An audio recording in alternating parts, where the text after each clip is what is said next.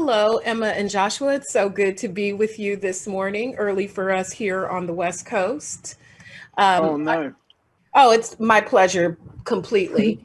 I enjoyed both of you so much in this as a person who lived through this era to see a little bit more depth and layers to these almost mythical people, real people, mythical people that we only see on the screen here. Beginning with you, Emma, this is a very important role just because of who Diana was in our history. As a Brit yourself, how has this role changed you? And is it more difficult to portray someone that people are very, very familiar with?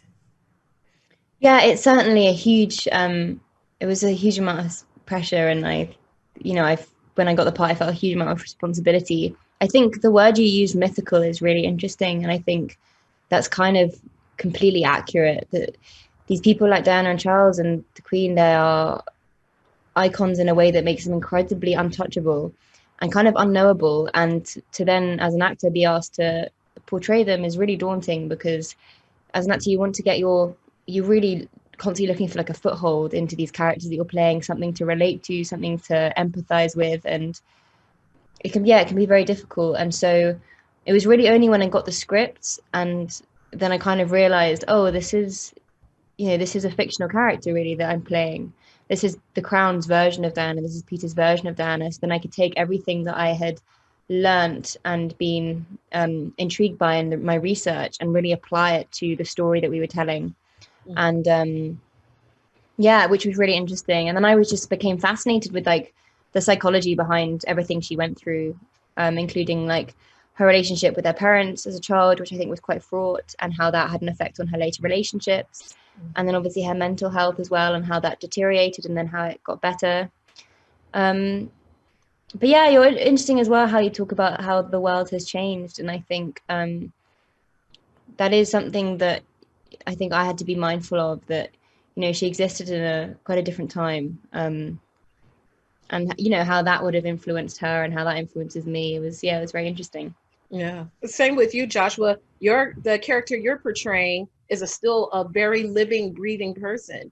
As a British person yourself, and the version that you know of as seeing him in the media and now stepping into that role, how has that changed you and what you thought you knew of the royal family? Yeah, I suppose I'm sort of.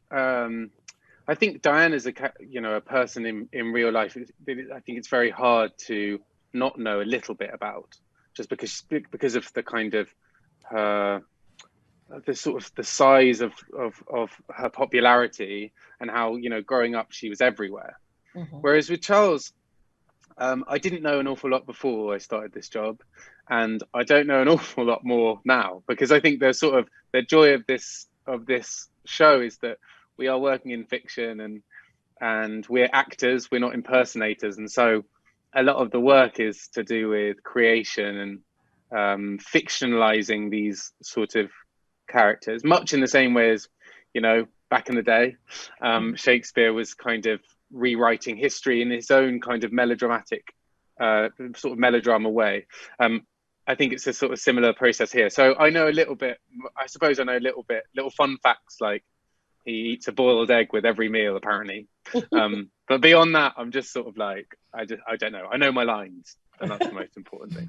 Well, you both were very wonderful, and I enjoyed it tremendously. Thank you so much for your time. Thank you.